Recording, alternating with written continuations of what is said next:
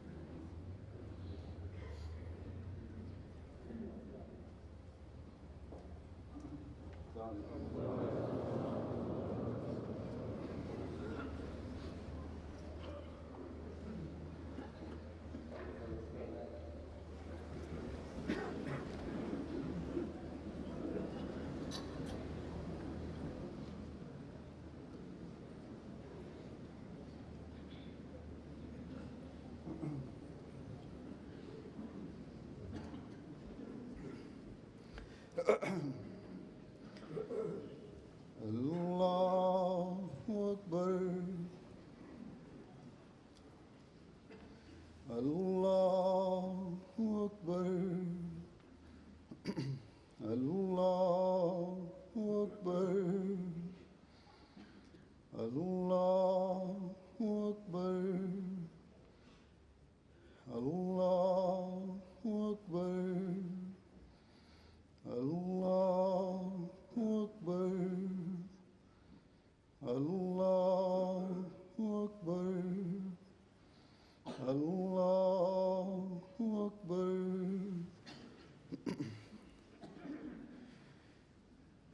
Alhamdulillah, Alhamdulillah Rabbil Alameen, Ar-Rahman Ar-Rahim, Maliki Yawmiddin, Iyyaka na'budu wa iyyaka nasta'in.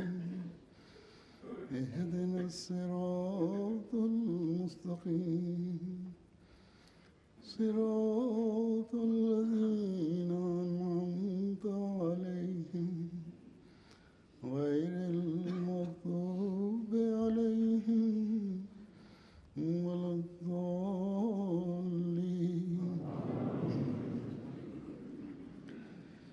سبح اسم ربك الأعلى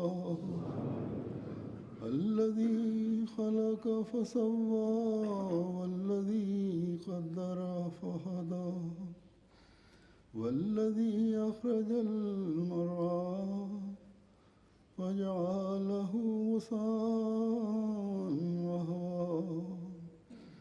سنقرئك فلا تنسى إلا ما شاء الله إنه يعلم الجهر وما يخفى. ونيسرك لليسرى فذكر إن نفعت الذكرى سيذكر من يخشى ويتجنبها الأشقى الذي يصلى النار الكبرى ثم لا يموت فيها ولا يحيا قد أفلح من تزكى وذكر اسم ربه فصلى بل تؤثرون الحياة الدنيا والآخرة خير وأبقى إن هذا لفي الصحف الأولى صحف إبراهيم وموسى. الله أكبر.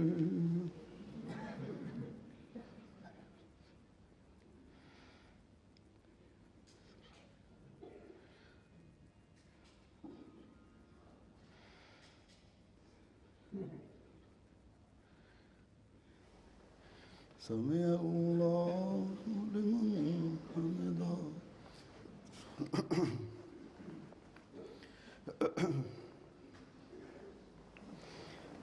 الله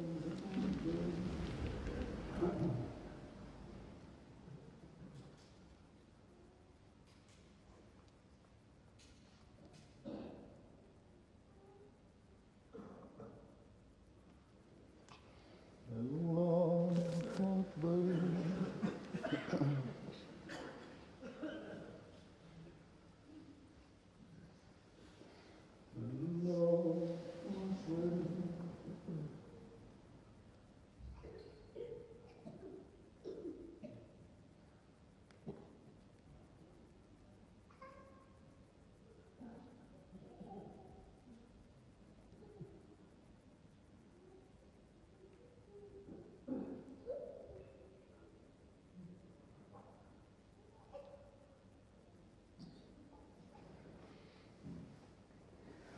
الله أكبر.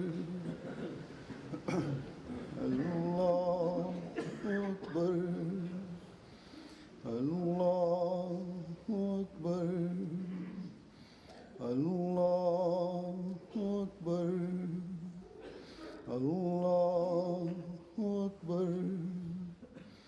الله أكبر.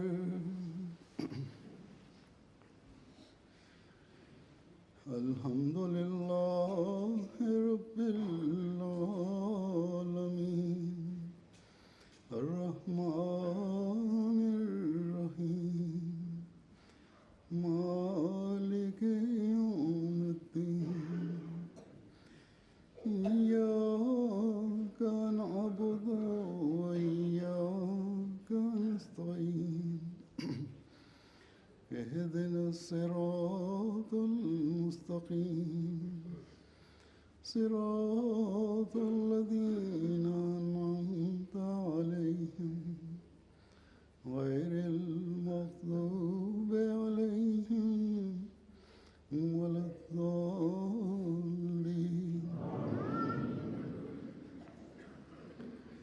هل أتاك حديث الغاشية وجوه يومئذ خاشعة عاملة ناصبة تصلى نارا حامية تسقى من عين آنية ليس لهم طعام إلا من ضريع لا يسمن ولا يغني من جوع.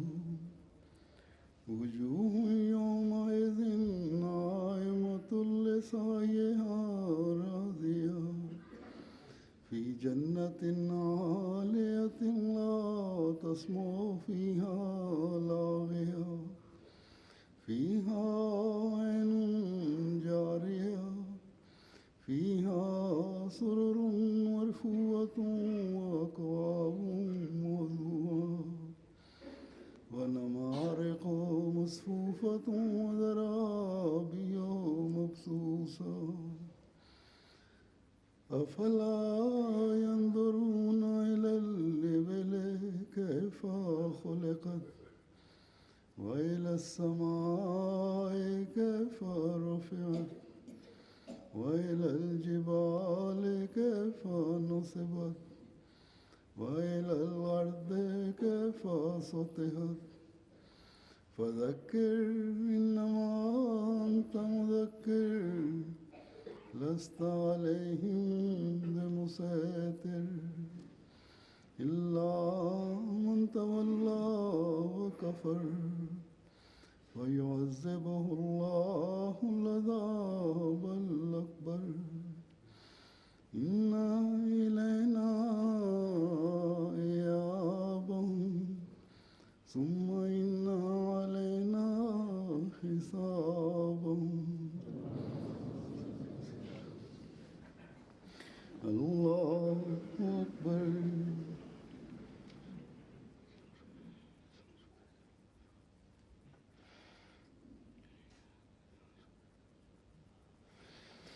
سمع الله لمن حمده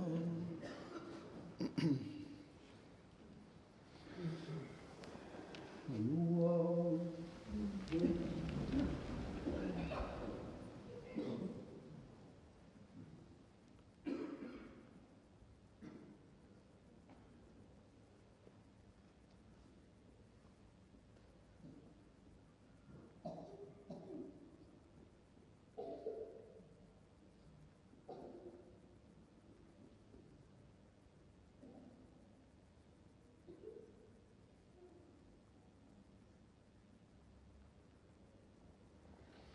الله أكبر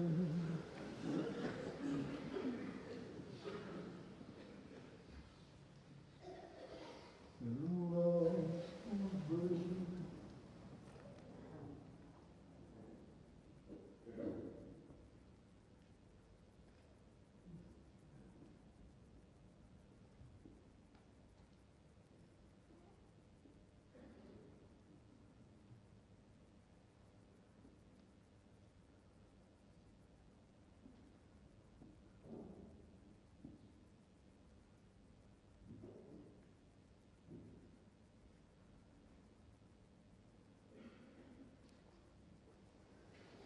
الله أكبر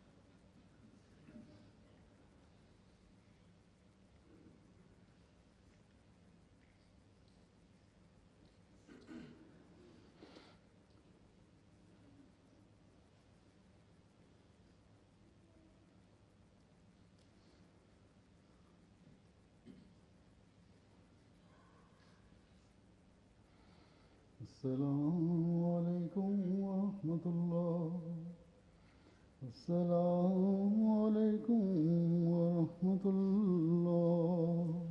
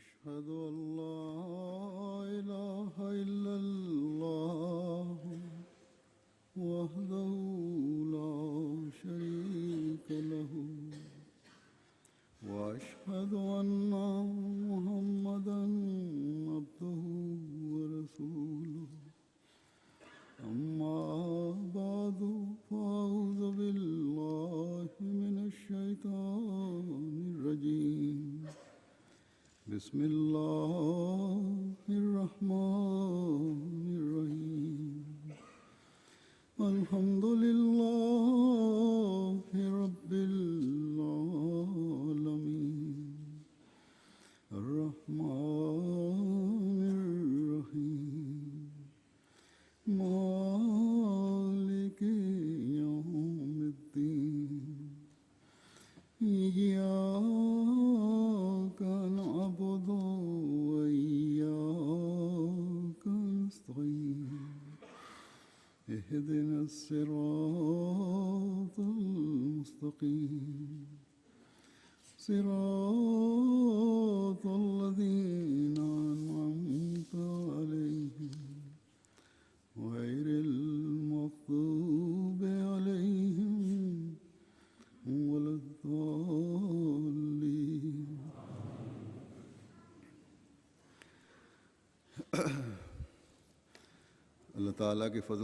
Par la grâce de Dieu, aujourd'hui, nous sommes en train de voir une autre Eid al-Fitr au cours de notre vie. Qu'Allah fasse que tous les Ahmadis du monde entier puissent avoir une Eid joyeuse. Cette Eid qui vient après le Ramadan,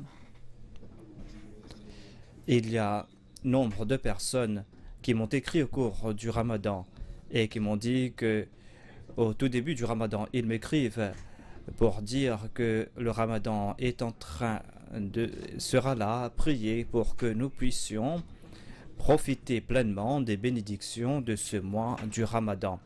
Et au cours du mois du Ramadan, je reçois d'innombrables lettres. Des gens me disent que priez pour qu'Allah fasse que nous puissions profiter de ces jours bénis. Les gens ne m'écrivent pas uniquement, mais il y a d'innombrables Ahmadis qui, au cours du Ramadan, profitent des bénédictions, profitent du Ramadan et essayent de profiter du Ramadan et de ces bénédictions au cours de ce mois.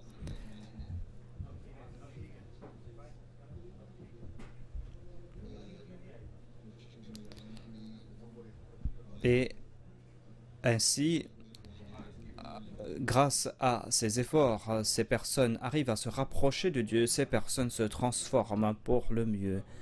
Dans un hadith, il est dit que Sayyidina Muhammad Mustafa sallallahu alayhi wa sallam a déclaré que il est dit que la première partie de ce mois, au cours de cette première partie, au cours de la première décade, il y a la miséricorde de Dieu. Ensuite, il y aura au cours de la deuxième décade le pardon de Dieu, et ensuite il y aura la protection contre le feu de l'enfer. C'est un mois où il y a la miséricorde de Dieu, le pardon de Dieu, et c'est un mois où l'on pourra se protéger du feu de l'enfer.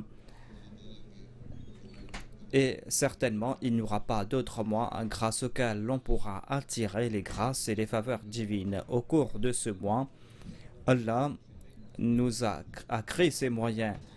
Et si le serviteur de Dieu essaie de profiter de ces faveurs, s'il use de ces moyens grâce auxquels il pourra se rapprocher de Dieu, eh bien certainement, en résultat à ses efforts, il va attirer la grâce de Dieu, il va attirer la miséricorde de Dieu, et il sera héritier des faveurs et des grâces divines.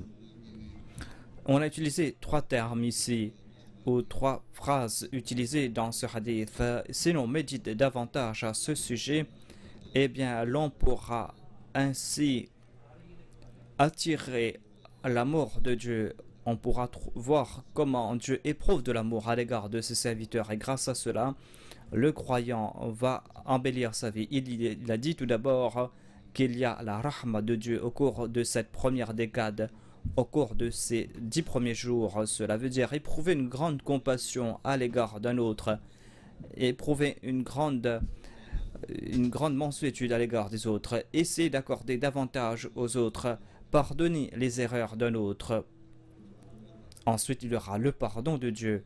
Et maghfira signifie que cela est utilisé pour Dieu, c'est-à-dire que Dieu couvre les péchés, les fautes et les manquements. Il pardonne le croyant et l'accorde la protection aux croyants et le protège des péchés à l'avenir. Ensuite, il y a itqu minan nar. Itqu minan nar signifie être à l'abri du feu de l'enfer. En d'autres termes, l'on peut dire que l'on arrive à se protéger de Satan, on arrive à se libérer du joug de Satan, car le feu de l'enfer, eh bien, on va tomber dedans lorsqu'on va suivre Satan, ou Satan lui-même est le feu de l'enfer. Satan a déclaré que moi je vais m'asseoir sur la Salat al-Mustaqim, sur cette voie droite, afin que je puisse égarer les hommes. Je vais les écarter de la voie de Dieu, je vais mettre à ma droite, à ma gauche, je vais les appâter, je vais les convoiter, ou je vais insuffler cette convoitise en leur cœur et je vais les écarter de la voie droite. Allah a déclaré que quant à ceux qui vont te suivre, eh bien je vais remplir l'enfer de ces personnes. Allah a déclaré: quant à ceux qui vont te suivre, eh bien, je vais remplir l'enfer de ces personnes et de toi. Quand on va suivre Satan, eh bien, certainement, l'on va finir en enfer. Ainsi, afin de se libérer de Satan, Dieu accorde sa miséricorde à ses serviteurs. Il leur accorde son pardon et leur ouvre les portes de son paradis. Au cours de ce Ramadan, Dieu a ouvert les portes pour ses grandes grâces, non seulement qui nous a libérés de l'enfer, mais il a aussi ouvert la porte pour le paradis. Mais est-ce que toute personne a pu en profiter? Toute personne qui a vécu au cours de ce mois a-t-elle pu en profiter? Toute personne qui a jeûné a-t-elle pu en profiter? Ou est-ce qu'il y a des conditions pour en profiter? Ou est-ce que cela doit se limiter uniquement au cours du mois du Ramadan? Ou est-ce que l'on doit pratiquer cela tout au long de l'année pour attirer la grâce et les faveurs divines, pour profiter de son amour? Et est-ce qu'on va pouvoir se libérer de Satan au cours des autres jours de l'année? Ou est-ce que l'on va se contenter?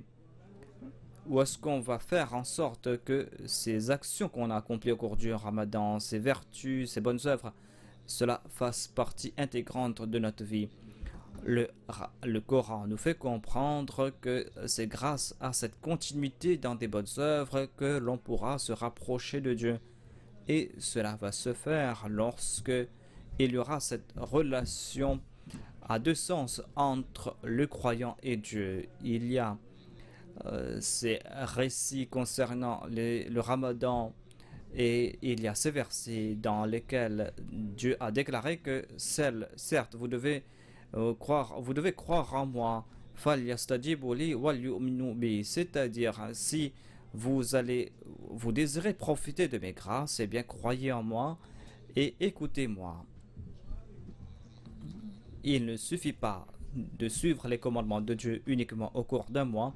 Ces commandements divins, nous devons les mettre en pratique tout au long de notre vie. Voilà ce que Dieu a préconisé.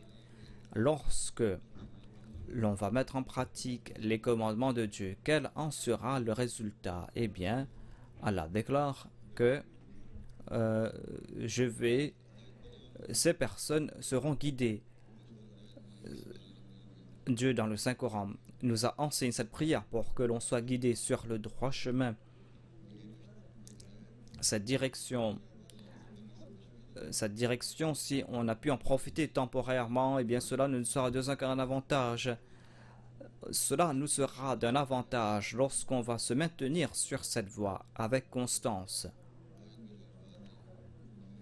Ces versets sont la'allahum yarshudun, c'est-à-dire ils seront guidés, ils auront du succès.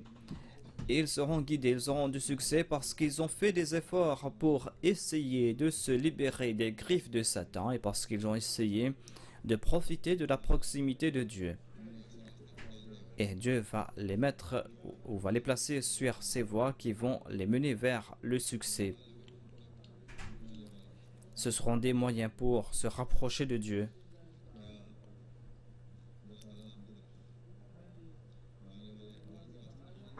Est-ce que Dieu nous indique des voies temporaires qui nous mènent dans sa direction? Certainement, ces voies vont nous mener vers le paradis. Ce sont des voies qui sont toujours là et seront présentes si l'homme arrive à se protéger de Satan et s'il marche sur cette voie.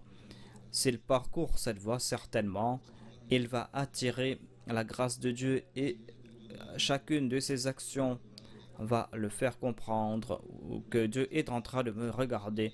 Lorsqu'il va faire naître cette constance en son fort intérieur, eh bien, l'homme va pouvoir voir Dieu. L'homme va voir la puissance de Dieu. Et ainsi, il va ressentir cette consolation de la part de Dieu. Dieu va le consoler et il va voir l'exaucement de ses prières. Nous, en tant que croyants, nous devons avoir cela comme notre objectif. Jusqu'à hier, nous étions en train de méditer sur les commandements du Saint-Coran et nous étions en train de voir comment, en méditant sur ces préceptes, en essayant de les comprendre et en essayant de les traduire dans la pratique, l'on pourra se rapprocher de Dieu. Comment l'on pourra progresser peu à peu et comment l'on pourra se rapprocher à tel point de Dieu où l'on ressent que non seulement que Dieu est en train de nous voir, mais que l'on ressent aussi que nous sommes en train de voir Dieu. Pour atteindre ce stade, il faut se libérer entièrement de Satan. Et nous étions en train de faire des efforts en ce sens. Nous avons ressenti ce besoin.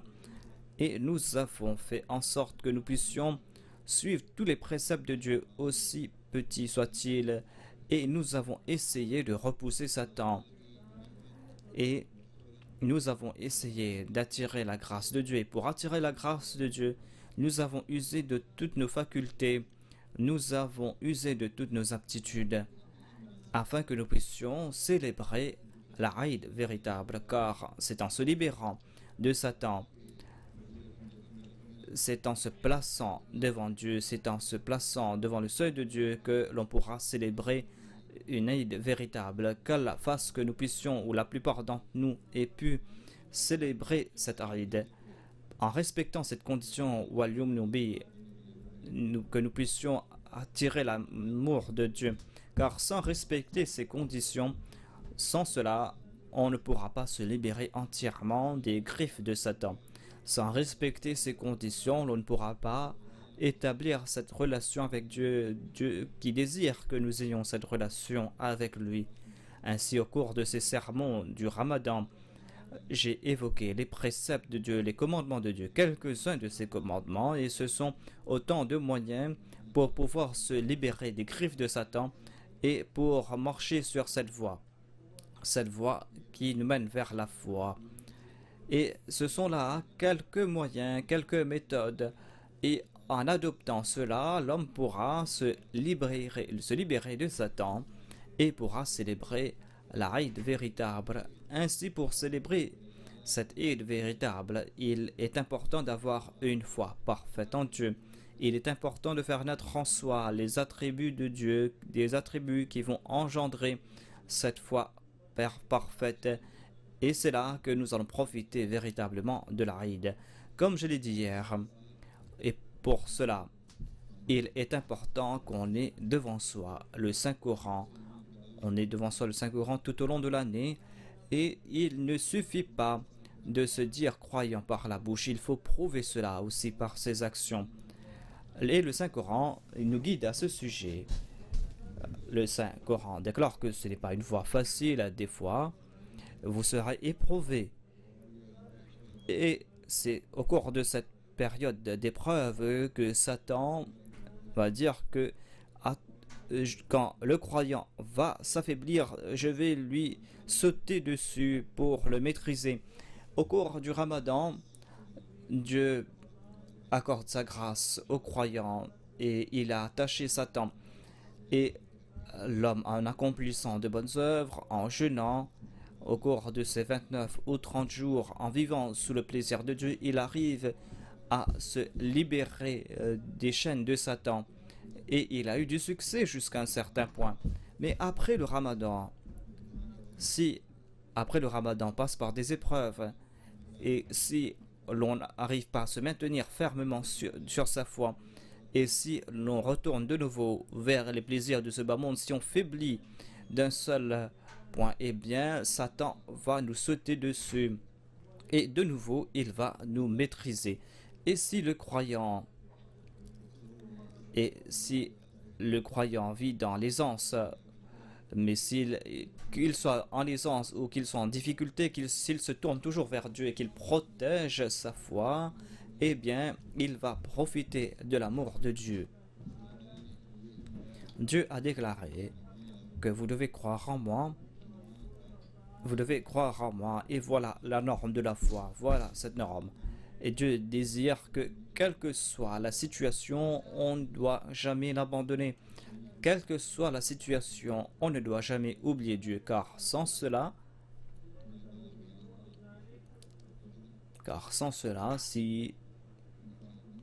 si on oublie Dieu, l'on ne va pas profiter des faveurs divines. Il faut pour cela faire des efforts et c'est là que l'on va profiter des bénédictions du Ramadan et de la Eid. Et sachez aussi que la foi ne signifie pas uniquement accomplir ses devoirs envers Dieu et accomplir ses devoirs envers Dieu, mais il est important aussi de s'acquitter de ses devoirs envers autrui et il est important d'accomplir toutes bonnes œuvres. Au contraire, la foi est liée avec les bonnes œuvres. Par exemple, Allah déclare wa amma man amana wa amilan salihan falahu jaza'an jaza'il husna wa sanaqulu lahu min amrina yusra. Et quant à ceux qui croient et qui accomplissent de bonnes œuvres, eh bien cette personne va recevoir le bien comme récompense et certainement nous allons créer des facilités pour cette personne. Le terme hasana signifie la meilleure chose, le paradis, le succès. Ainsi, ce sont là de grandes faveurs. Celui qui reçoit ces belles faveurs n'aura pas besoin d'un autre Eid. Voilà la Eid que nous devons tous rechercher. Et au cours de cette Eid, Dieu crée des facilités et on n'a pas besoin d'autre chose que cela. Et Allah déclare Inna alladhina amanu wa amilu salihati lahum ajruhum ghayru mamnoun. Quant à ceux qui croient et qui accomplissent de bonnes œuvres, ces personnes recevront des récompenses illimitées. Récompense, c'est quelque chose que l'on reçoit lorsqu'on a accompli quelque chose, avec constance, lorsqu'on a accompli une action pour le plaisir de Dieu. Eh bien, ce sont ces personnes qui seront récompensées par Dieu. Ces personnes recevront des faveurs qui seront sans limite si l'on se maintient sur cette voie. Et si on accomplit de bonnes œuvres pour la cause de Dieu, eh bien, on va accomplir une bonne œuvre après une autre. Et il y aura cette chaîne interminable de faveurs divines. Et quant à celui qui reçoit ces faveurs, a-t-il besoin d'une autre Eid? Ensuite, Allah va ouvrir d'autres voies pour son serviteur. Allah a déclaré par exemple que lorsque vous avez accompli une bonne œuvre, vous aurez l'occasion d'accomplir une autre bonne œuvre. Des Ahmadis m'écrivent que nous avons accompli quelque chose pour la cause de Dieu, nous avons fait tel sacrifice pour la cause de Dieu, et Dieu nous a accordé sa grâce, et maintenant nous désirons faire plus encore, sacrifier davantage En retour à une bonne œuvre, Dieu nous a accordé l'occasion d'accomplir une autre bonne œuvre. Allah a déclaré وَالَّذِينَ آمَنُوا وَعَمِلُوا الصَّالِحَاتِ لَنُكَفِّرَ عَنْهُمْ سَيِّئَاتِهِمْ وَلَنَجْزِيَنَّهُمْ أَحْسَنَ الَّذِي كَانُوا يَعْمَلُونَ. Et quant à ceux qui croient et qui accomplissent de bonnes œuvres, certainement nous allons enlever leurs maux et nous allons les récompenser, les récompenses qui sont les meilleures. Ainsi, lorsque l'on va accomplir ces bonnes œuvres, puisque Dieu va enlever ces maux et puisqu'il va nous donner la bonne nouvelle de la meilleure des récompenses, quelle meilleure idée que cela? Quelle est cette récompense? Quelles sont ses faveurs? Quelles sont ses facilités? Allah déclare وَبَشِّرِ الَّذِينَ آمَنُوا وَعَمِلُوا الصَّالِحَاتِ أَنَّ لَهُمْ جَنَّاتٍ تَجْرِي مِنْ تَحْتِهَا الْأَنْهَارُ. Et donne la bonne nouvelle à ceux qui croient et à ceux qui accomplissent de bonnes œuvres qu'il y aura de ces jardins, qu'ils recevront ces jardins sous lesquels coulent des ruisseaux. Quant à ceux qui reçoivent ces bonnes nouvelles, quant à ceux qui reçoivent ces bonnes nouvelles, puisque voilà le sens de ces ruisseaux, c'est-à-dire ils seront propriétaires de ces jardins et de ces ruisseaux. Il y a d'autres explications que l'on peut présenter à ce sujet, mais en tout cas,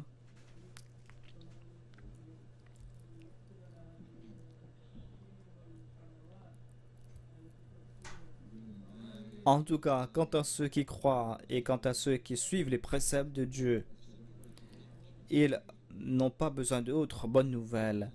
Cette bonne nouvelle est meilleure que toute ride.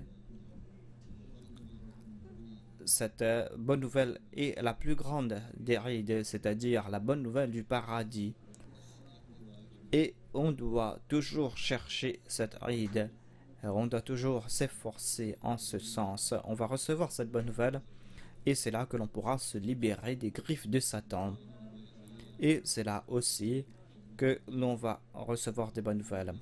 À propos de cela, je vais présenter quelques dires du Messie promis alayhi salam. Le Messie promis alayhi salam déclare que dans le Saint-Coran, là où on a mentionné le paradis, avant cela on a mentionné la foi et les bonnes œuvres. Et on a dit que la récompense du paradis et des bonnes œuvres, ce sont ces jardins sous lesquels coulent des ruisseaux. Et ces jardins seront toujours verdoyants. Et c'est pour cette raison que ces jardins ont besoin de ces ruisseaux. Et voilà ces bonnes œuvres. Ces bonnes œuvres sont ces ruisseaux. Ces bonnes œuvres prendront la forme de ruisseaux dans l'au-delà. C'est-à-dire les bonnes œuvres que nous accomplissons ici vont prendre la forme de ces ruisseaux dans l'au-delà. Cela va prendre cette forme là-bas. Ce sont ces actions qui vont prendre la forme de ces ruisseaux. Ainsi, nous constatons que lorsqu'on progresse dans les bonnes œuvres et lorsqu'on s'éloigne de toute désobéissance envers Dieu, lorsqu'on se détourne de toute rébellion, de tout manquement et de toute infraction aux lois de Dieu, lorsqu'on va respecter les limites prescrites par Dieu, lorsqu'on ne va pas commettre de crimes, c'est là que l'on va progresser dans sa foi et ainsi on aura l'occasion d'accomplir de bonnes œuvres et on va recevoir une force en son fort intérieur. Et toutes ces bonnes œuvres que l'on va accomplir, eh bien, ces bonnes œuvres vont renforcer sa foi. Il va progresser dans sa foi et il va ressentir une force en son fort intérieur. Il va grandir dans la connaissance de Dieu et il va en tirer un grand plaisir. Et il va atteindre ce stade où le croyant va faire naître en son corps, en son fort intérieur, l'amour de Dieu. Et il va ressentir un très grand amour. Tout cela n'est pas l'œuvre de l'homme, mais en fait, c'est un don que Dieu lui a accordé. C'est Dieu qui fait naître ses qualités. C'est Dieu qui lui accorde tout cela. Et ainsi, son corps tout entier, son être tout entier est rempli de cet amour comme une vase qui est remplie d'eau. Et ainsi, il arrive à se détourner. Dieu le détourne de tout ténèbres. Et le Messie promet l'Islam déclare que Dieu va enlever toute difficulté. Et ces difficultés qu'il en rencontre sur la voie de Dieu ne les détourne pas. Il fait face à des difficultés sur cette voie qui le mène à Dieu, mais il n'en désespère pas. Il n'est point anxieux. Au contraire, dit-il. Au contraire, dit le Messie promet l'Islam, cela ne l'affecte point. Au contraire, il en ressent un très grand plaisir. Voilà l'étape le plus élevée de la foi. Des fois, on fait face à de telles difficultés. Au lieu de ressentir une grande souffrance face à ces difficultés, eh bien, l'on ressent un très grand plaisir. Et la foi a plusieurs formes. Et on est accompagné de cette foi. C'est-à-dire que la foi a plusieurs grades. Et il y a 7 grades de la foi. Et la dernière étape, c'est lorsqu'on va recevoir ces faveurs de la part de Dieu. C'est quelque chose que l'on va recevoir de la part de Dieu. Et il y aura 7 portes du paradis. La 8e porte, c'est la porte de la grâce divine. Et il y aura 7 portes grâce auxquelles on pourra renforcer sa foi. Et la dernière porte, c'est la grâce de Dieu. Ainsi, l'on doit se souvenir du fait que le paradis et l'enfer qui vont exister ici ou là-bas ne seront pas des choses nouvelles. Tout cela sera le résultat, le reflet des actions de l'homme. Voilà la philosophie derrière le paradis. Ce n'est pas quelque chose que l'homme va recevoir de l'extérieur. C'est quelque chose qui va sortir de son fort intérieur. Et le croyant vit dans le paradis ici-bas sur terre. Le paradis de cette terre, s'il a pu recevoir ce paradis, s'il a pu renforcer sa foi, s'il a pu accomplir de bonnes œuvres, eh bien c'est pour lui la raïd. Et ainsi, il va recevoir le paradis ici-bas et dans l'au-delà. Ce paradis d'ici-bas qu'il a pu acquérir en accomplissant les bonnes œuvres, en rendant culte à Dieu, s'il a pu faire preuve de constance dans ses bonnes œuvres, tout cela va se transformer dans ce paradis de l'au-delà, ce paradis qui a été promis pour lui dans l'au-delà. Ainsi, c'est là quelque chose de clair et de net, à savoir que votre paradis dépend de votre foi et de vos bonnes œuvres. Et cela débute ici-bas sur terre. Et ce sont ces bonnes œuvres qui vont se transformer en jardin et en ruisseau. Et c'est ici-bas que l'on va voir cela. Et dans l'au-delà, on va voir ces ruisseaux et ces jardins. Ensuite, le Messie premier l'Islam a déclaré que on a placé la foi et les bonnes œuvres. C'est-à-dire, la foi, c'est le jardin et les bonnes œuvres sont comme cet ruisseau, puisque un jardin ne pourra pas subsister, ne pourra pas exister sans eau. De même, la foi ne servira à rien sans bonnes œuvres. Et on a dit que la foi est comme un arbre. Il a déclaré que cette foi vers lequel on a invité les croyants est comme cet arbre, et les bonnes œuvres sont comme le fait d'arroser cet arbre. On peut méditer à ce sujet et l'on va comprendre davantage. Un jardinier doit planter sa semence et de même le planteur spirituel doit ensemencer son cœur avec la foi. Et puisque le planteur arrose son champ, il arrose son champ, de même le planteur spirituel doit arroser sa foi. Et pour cela, il doit accomplir de bonnes œuvres. Sachez que la foi sans bonnes œuvres est comme un beau jardin sans eau pour l'arroser. Ensuite, le Messie premier a déclaré que l'arbre peut être grand et beau, l'arbre peut porter de grands fruits ou de bons fruits, mais si le jardinier ne s'en soucie guère, s'il ne l'arrose pas cet arbre, eh bien cet arbre ne va pas porter des fruits. Il en est de même dans le cas de l'arbre de la foi.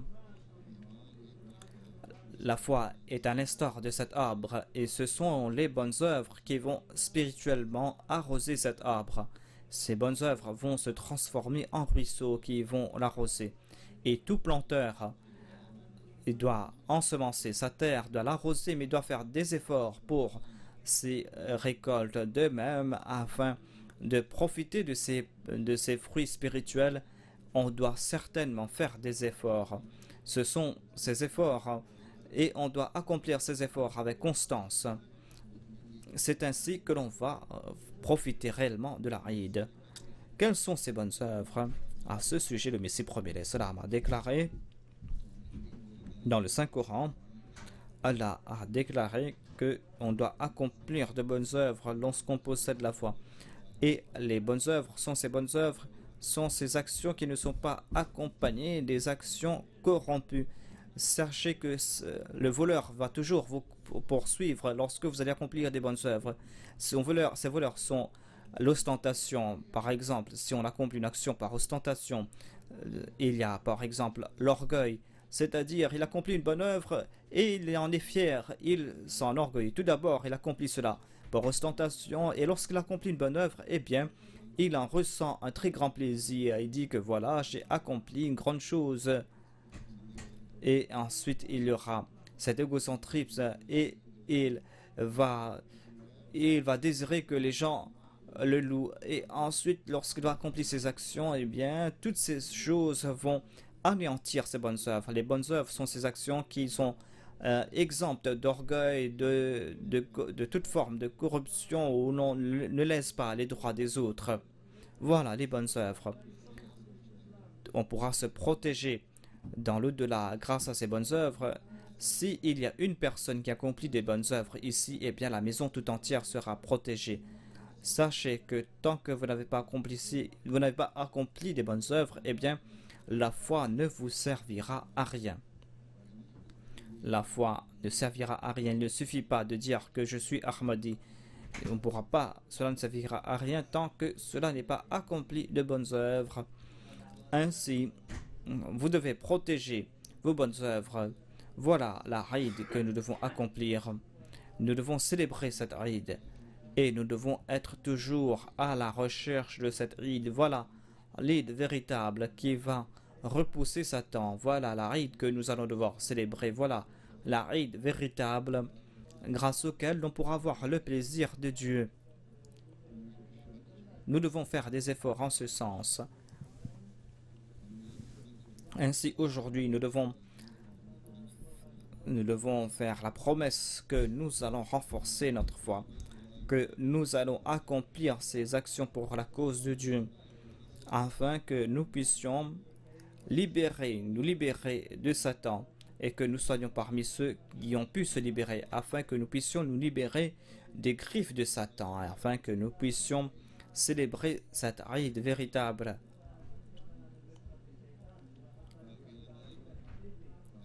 Et afin que nous puissions avoir une foi parfaite en Dieu, que nous puissions toujours marcher sur la voie de la direction.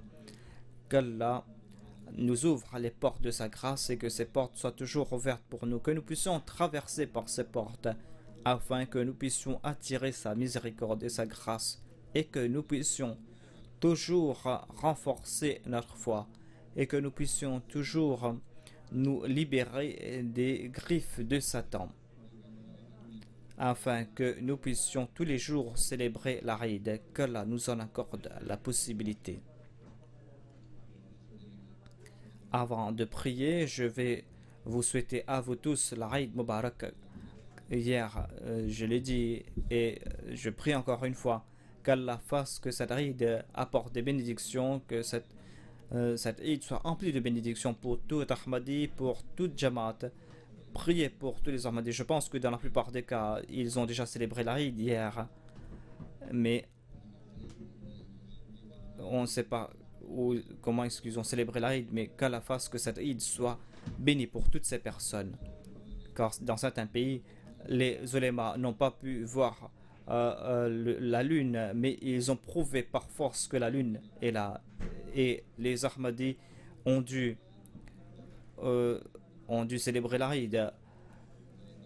En tout cas, qu'Allah fasse que cette Eid soit bénie pour tout le monde. Nous allons prier maintenant dans vos prières. Priez pour les Ahmadis du Pakistan, ceux qui passent par ces épreuves de manière permanente, mais qui ont pu protéger leur foi en dépit de cela. Ils sont toujours là à faire des sacrifices. Souvenez-vous de ces Ahmadis. Qu'Allah leur accorde la voie pour qu'ils puissent s'en libérer. Et s'il y a des Ahmadis qui sont en difficulté là où ils sont dans le monde, priez pour eux, surtout pour les Ahmadis de l'Indonésie, de la Malaisie, du Kyrgyzstan, du Kazakhstan, pour les Ahmadis du Moyen-Orient aussi, qu'Allah crée des facilités pour eux tous. Priez pour les familles des Shuhada, qu'Allah crée des moyens pour ces personnes. Priez aussi pour ceux qui ont été emprisonnés. Il y en a au Pakistan et en Arabie Saoudite. Qu'Allah fasse qu'ils puissent être libérés. Il y a ceux qui, en raison de l'Ahmadiyya, qui, en raison de leur foi, on leur a intenté des procès. Qu'Allah leur accorde, la liberté, qu'Allah accorde la liberté à tous ceux qui sont en difficulté. Priez pour tous les Ahmadis pour qu'Allah enlève leurs difficultés. Au cours de ce Ramadan, il y a ceux qui ont fait des sacrifices financiers. Priez pour tout le monde. Priez pour tous ceux qui ont sacrifié leur temps, leur vie et leur bien pour la foi. Qu'Allah récompense toutes ces personnes. Priez pour la Ummah, pour qu'Allah mette fin à leur dissension, qu'ils ne cessent de s'entretuer au nom du prophète de Dieu. Qu'Allah leur accorde l'entendement, qu'ils puissent suivre les préceptes de Dieu et de son prophète, et qu'ils puissent faire preuve de justice et qu'ils aient des leaders justes dans leur pays, dans ces pays musulmans. Qu'ils puissent, des leaders qui vont s'acquitter de leurs devoirs envers leur peuple, et que ces peuples puissent en toute bonne intention faire des sacrifices pour leur pays, et qu'ils puissent se libérer de ces soi-disant érudits qui ne cherchent que leurs avantages, et qu'ils puissent accepter l'imam de l'époque.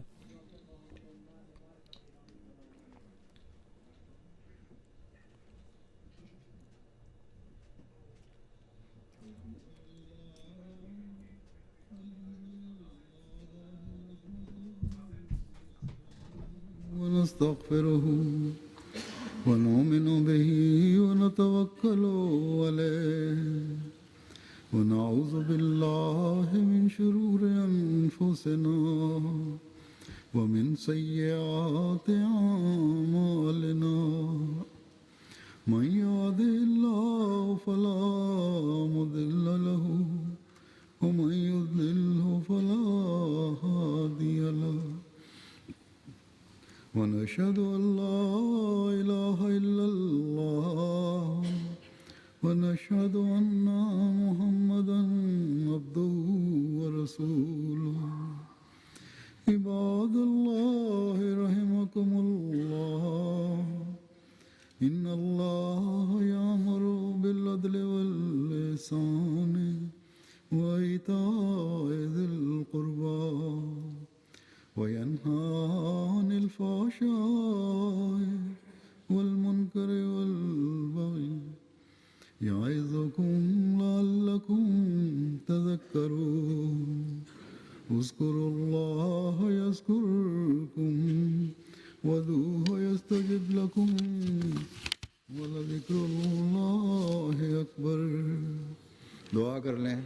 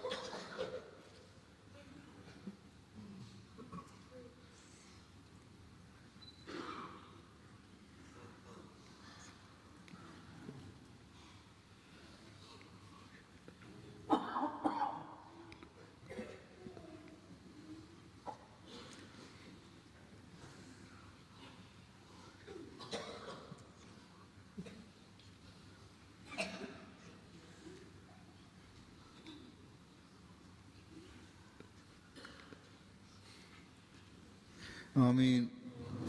السلام علیکم ورحمۃ اللہ. عید مبارک. السلام علیکم.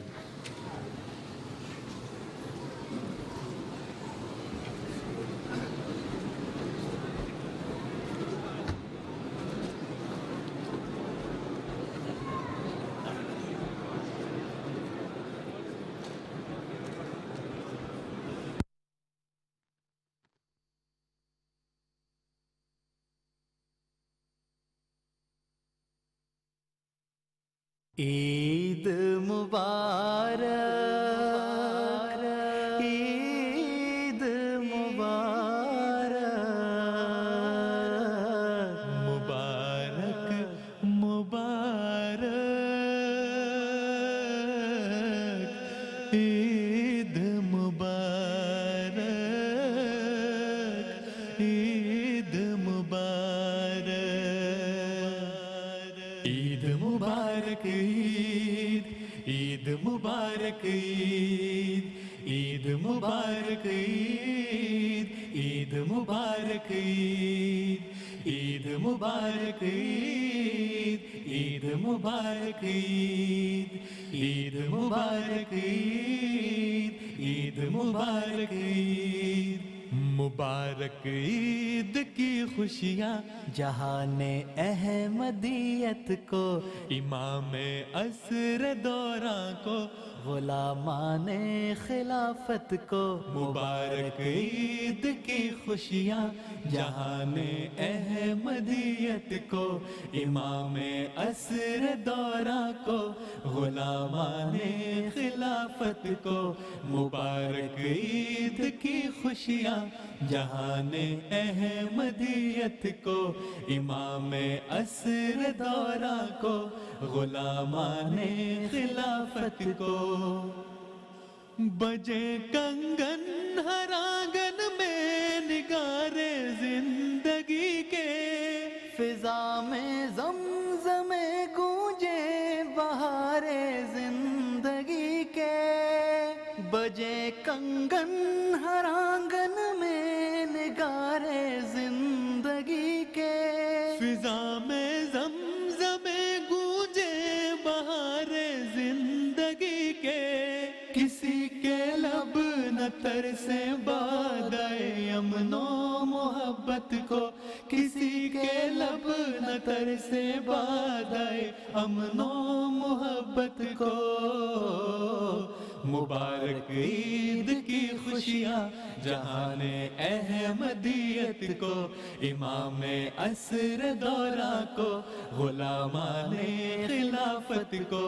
مبارک عید کی خوشیاں جہان احمدیت کو، امام عصر دوراں کو، غلامان خلافت کو.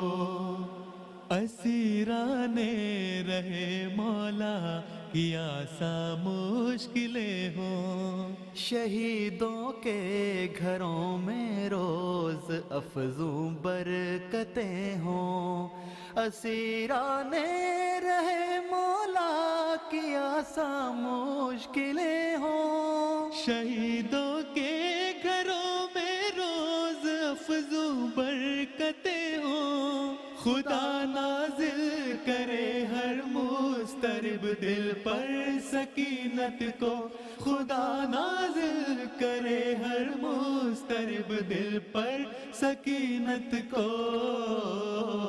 مبارک عید کی خوشیاں جہان احمدیت کو، مبارک عید کی خوشیاں جہان احمدیت کو، امام عصر دوراں کو، غلامان خلافت کو.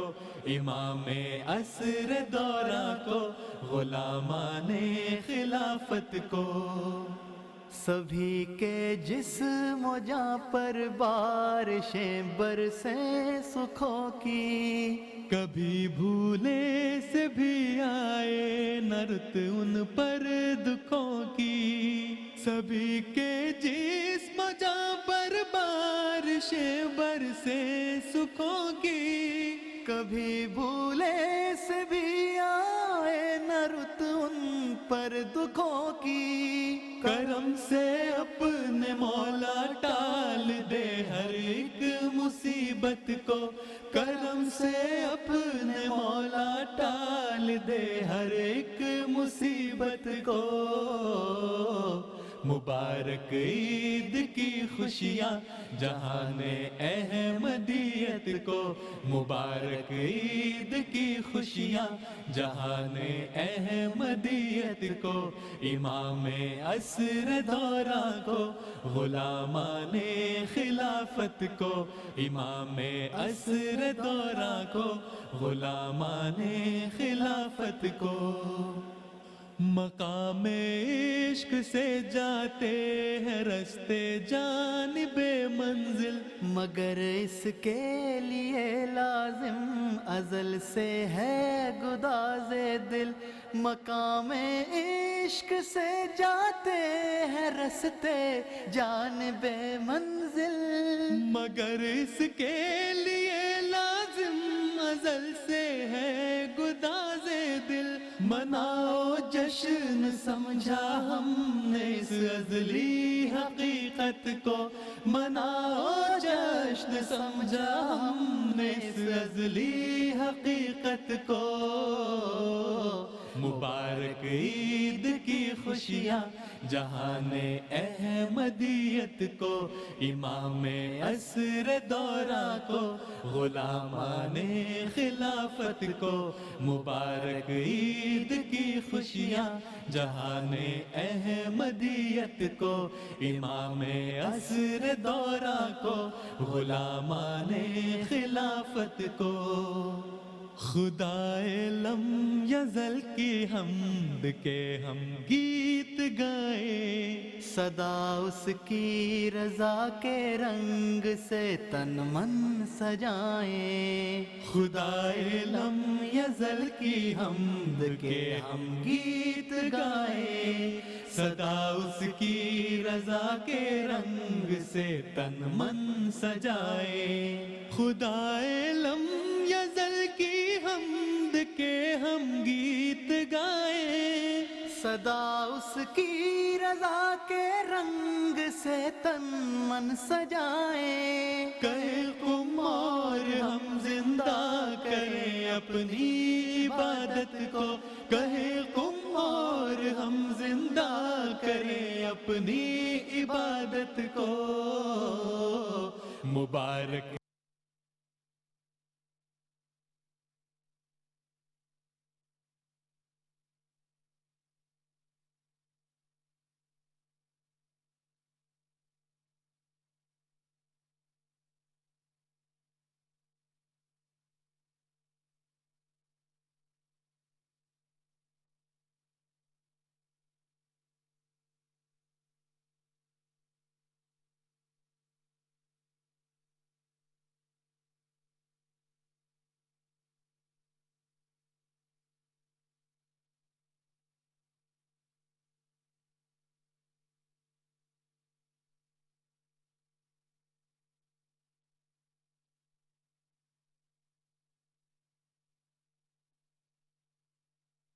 عید مبارک،